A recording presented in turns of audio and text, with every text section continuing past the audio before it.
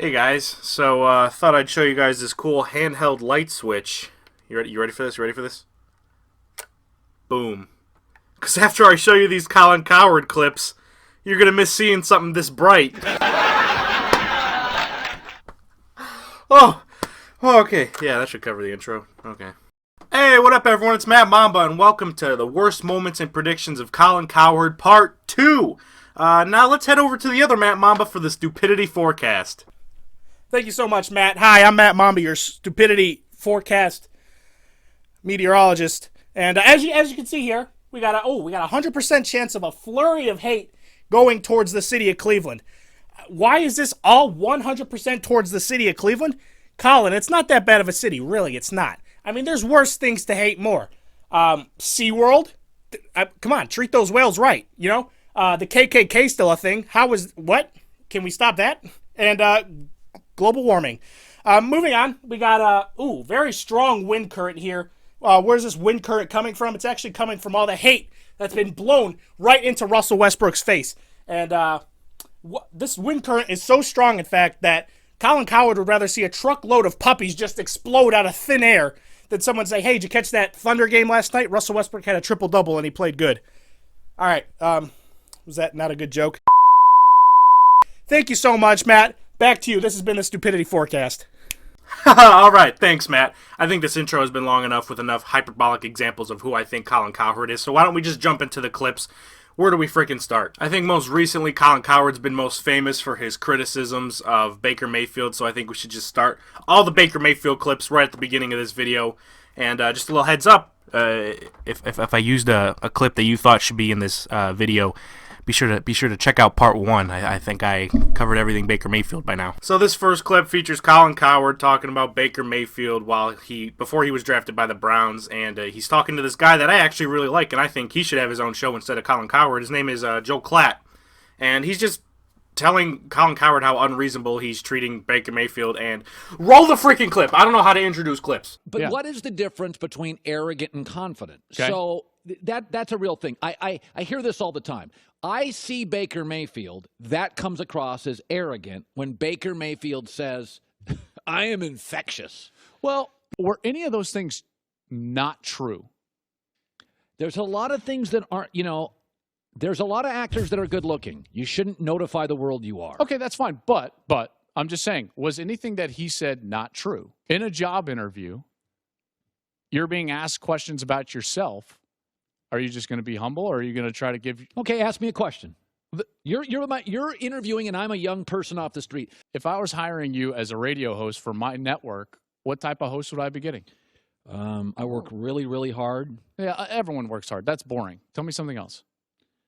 I'm infectious. Oh, really? That's interesting. Infectious. In That's what what way? Baker said. In what way? I don't No, like I that. would say what I've told everybody. I used to say this to my boss at the old place. If I leave here, you're losing the hardest working person you have in this industry. How is saying you're the hardest working person in the entire industry not an arrogant thing to say? Baker Mayfield says the energy and passion he brings is infectious. You say you're the hardest working person in the entire sports media industry. If anything, you're being more arrogant than Baker Mayfield. What he said was not wrong. You might dislike the way that he said it, but one man's, treasure is going to be another man's trash. There's some GM that was like, "I love that about this kid." Is that the unemployed GM you talked to? Yeah, that GM's name would happen to be John Dorsey. The same guy that drafted quarterbacks. Maybe you've heard of him. Patrick Mahomes and, who's that other guy? Oh, Aaron Rodgers. Maybe the guy has an eye for talent. You're going to harp on it as negative. Somebody out there loves it. Trust me, I talked with a couple of GMs that love that mentality. All right, so I love this next part. So Colin Cowherd wants to keep this fake interview bit going, and Joe Klatt wants no part of it. He actually wants to talk about football and get some points across, and he just completely shuts this down. I love that job interview. Would you want? Let's say you're John Elway. He is a good interviewer. You ask good questions. Let's ask another one. I don't want to. Let me.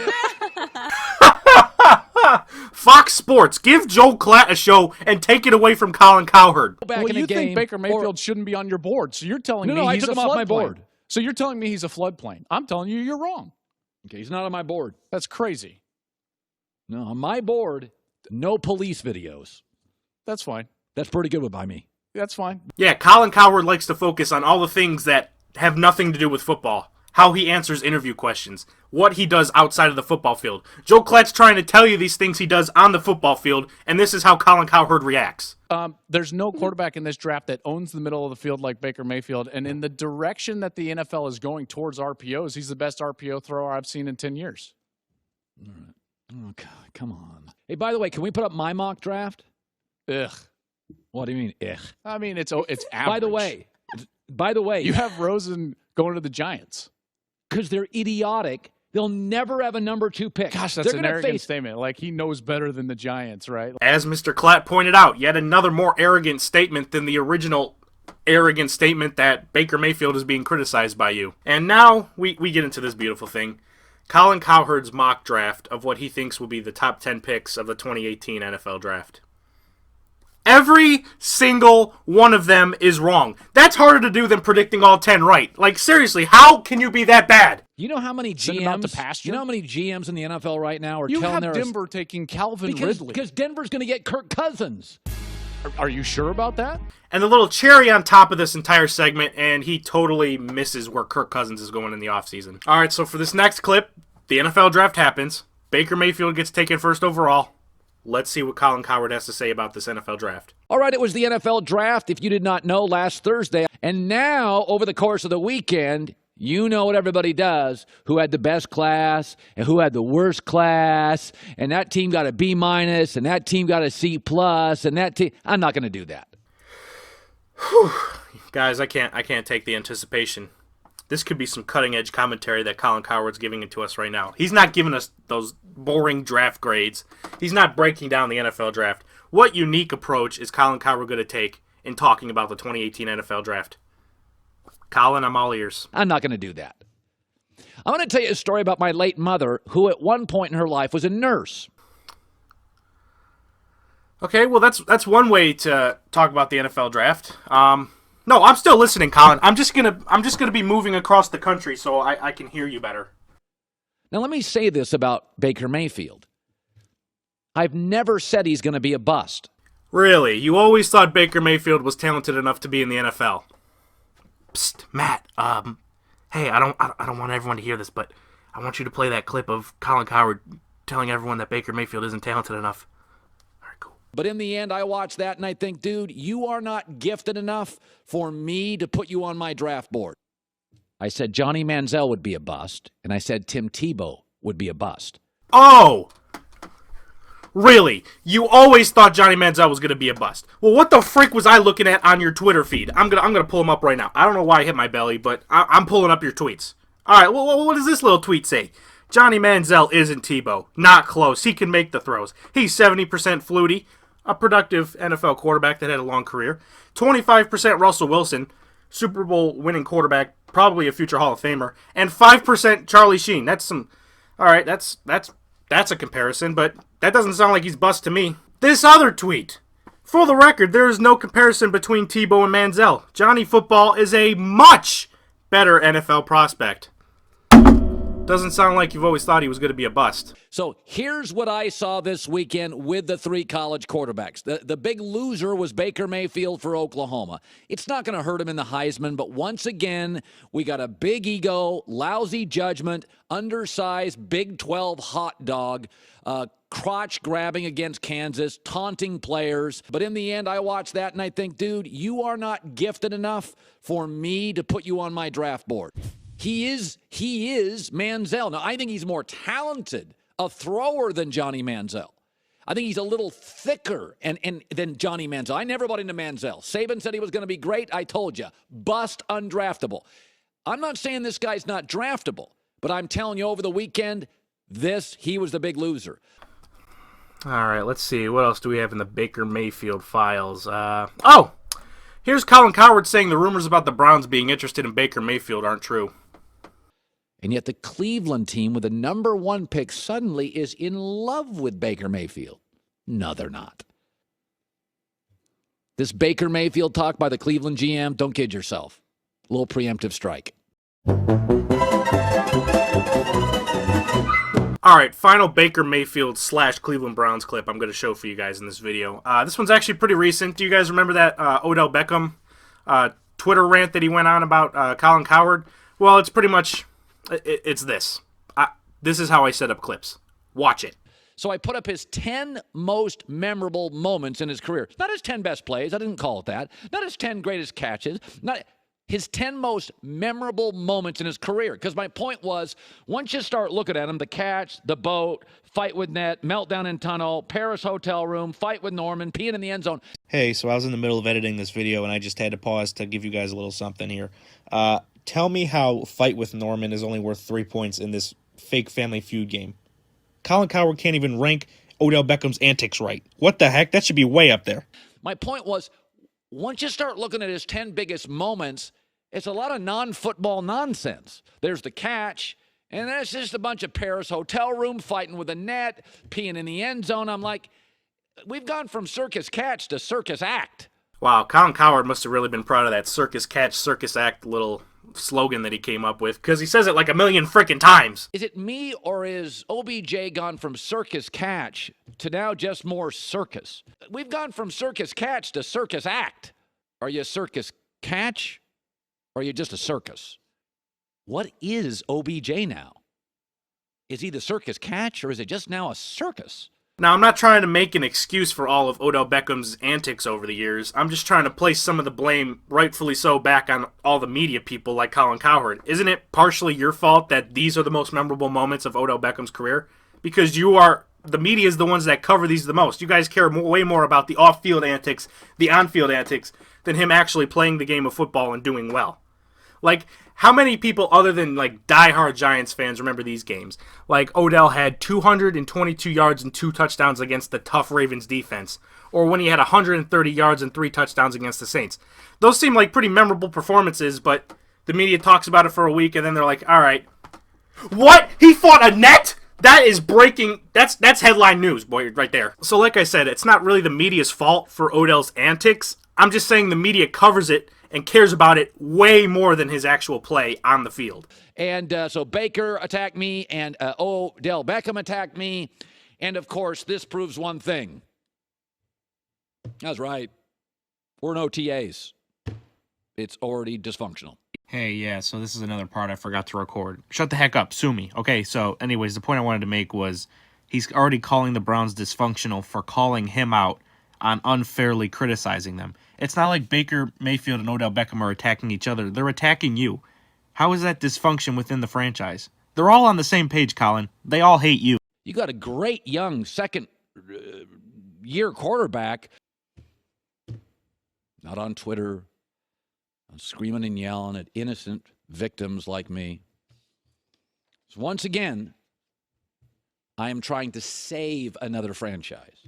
Cleveland Browns, I'm trying to point out some problems and save you from going down this absurd 20-year abyss you've been in. Just pointing out people's problems isn't helping fix anything. You actually have to give out some solutions if you want to actually be considered helping something. This is what your kind of help looks like. All right, gang. I've been brought in to help save this franchise with my wise advice. All right, now here it goes. You suck. You're dysfunctional. Now go win a Super Bowl, guys. It's out of my hands. You want to say mean things about me? That's fine. But I'll just let you know I did not sleep well last night. Very restless. And I can't do this show at the highest level if I'm struggling with sleep. So OBJ and Baker, if you'd like to apologize to me at any point, I am certainly willing to consider that, listening to that. And I have 2 seats now. You're always welcome. You could come on the show anytime. And I will give it great thought, but I would strongly consider accepting your apology. Yes, please come on the show. This is a totally unselfish proposal that I'm giving to you right now. Maybe it'll bring a lot of ratings for our show. I didn't even think of that. Baker, you've got over 600,000 Twitter followers. That's more viewers than the normal episode of The Herd gets. Odell, I know you've got almost 4 million Twitter followers. Yeah, whatever, but you could come on my show, and, I've shown to be totally unbiased and totally fair when criticizing you guys, so why wouldn't you want to come on my show? All right, let's get off the Baker Mayfield junk and move on to something new. Oh, NBA's on the list. All right, let's talk about the NBA. All right, so this clip is NBA related. It's from last NBA season, not this current NBA season, and it's Colin Cowherd's top 5 players in the NBA. I mean, it can't be that bad, can it? Uh-oh, me saying it can't be that bad clearly means it's going to be that bad. Wink. I didn't wink. I don't know how to wink. The best basketball player in the world is LeBron James. LeBron James. All right, LeBron James number 1. I can respect that. The second best player is Kevin Durant. Kevin Durant number 2. Makes sense to me. Anthony Davis is the third best basketball player in the world. Anthony Davis, best big man in the league. This list looks pretty good to me. Steph Curry, again, specifics. He is the best shooter in the world. Steph Curry, number 4. He's the best shooter in the game. I can respect that. Guys, why is this clip included in here? I mean, this totally makes sense. All right, keep the clip going. I'm just going to take a sip of water that I won't spit out at the reveal of who number 5 is. Is that cool? All right, cool. Ben Simmons. You just said Ben Simmons. I'm sorry. I'll be right back.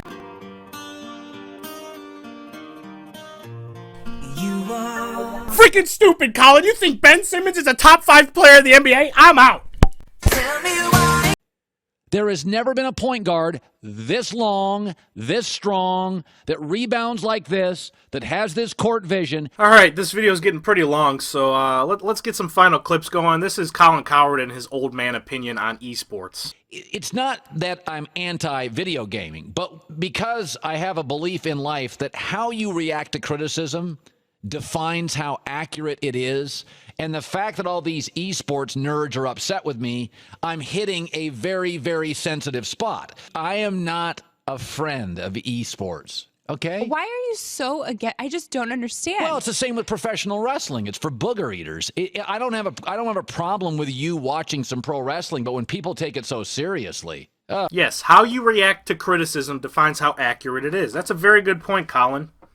And while we're on that point, let's backtrack to what you just said about the criticisms that esports fans were giving you, and you're like, oh, how do I take this criticism? Esports players, you're booger eaters, you're losers, nerds, you'll stay in your mom's house forever and you'll never get a girl. I took the 4-year-old approach of responding to you. This is it's video games. It shouldn't be on a sports network. It's video games. It is, by the way, it's not scripted, but to a large degree, there's limitations on what you can do based on the programming, right? Yes, there are limitations in the programming of video games. Just like, there's limitations of, I don't know, the human body in sports? Okay, so Christine, what if a guy asked you out? Mm-hmm. And he's like, Christine, you are awesome. My name is Spencer. You want to just go play video games at my pad tonight? That's such a trash point, Colin. Let's put you in the same scenario that you put the esports person. So your job is to cover sports, right? Just like esports players' jobs is to play video games. So let's say you see a girl and you're like, oh, hey, girl, I just saw you across the room and I thought you were really attractive and I just wanted to ask you out on a date. Oh, wow, how sweet. Where will we be going on this first date? Oh, I was thinking, I don't know. We could play some football! Or maybe talk about football and why Baker Mayfield and why he grabs his crotch is a bad thing for him and his leadership skills. Yeah, I think I'm just gonna, get a restraining order on you. Okay, bye! That's how it would go. And that was a great impression of a woman. A lot of them are successful, and these games are fun. Why can't you acknowledge that? Why do I have to? Because, well, you don't have. I guess you don't have to acknowledge that, but you could just be nice. You don't have to be so mean. Sometimes I'm not. It's not about. Listen, if this show was called The Gamers or The Callers, then they could dictate the topics, but it's called The Herd. And so sometimes I don't like your act. Wrestling fans are booger eaters and esports players are nerds. Yes, you dictate the topics and yet you keep bringing it up. So it's only your own fault that you're talking about gaming at this point, But why do you keep bringing it up? Because you get the reaction online, you get the clicks online, you get the views online, and you also get the dislikes online, but you don't care about that because you'd rather make money than be credible.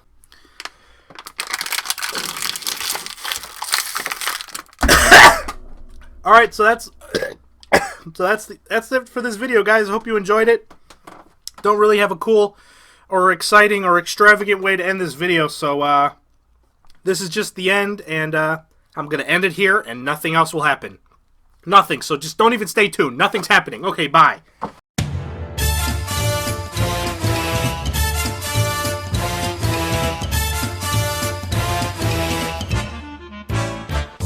Mr. Colin Cowherd, you've had a bad take 2 or 3.